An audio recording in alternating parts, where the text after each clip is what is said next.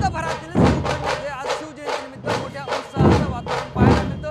आता मी छत्रपती संभाजीनगर शहरातील क्रांती चौकात आहे आणि या ठिकाणी असलेल्या छत्रपती शिवाजी महाराजांच्या आश्वारूढ पुतळ्याला अभिवादन करण्यासाठी जे आहे मोठ्या संख्येने शिवप्रेमी एकत्र आले आणि आपण या ठिकाणी बघतोय नाद गंधर्व ढोल ताशा पथकाचे सगळे कलाकार आहेत आणि छत्रपती शिवरायांना ढोल ताशा पथकाच्या माध्यमातून जे आहे ते अभिवादन करताना या ठिकाणी पाहायला मिळतात।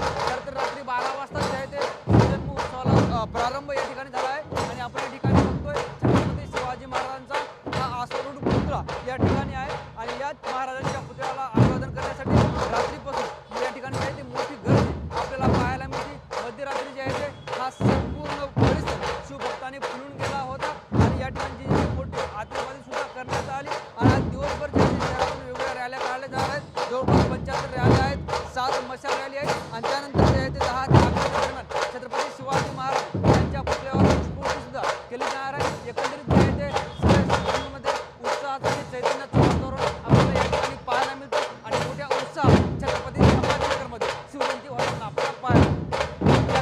आरसेल निकमसह ज्ञानेश्वर मुंडे, संभाजीनगर।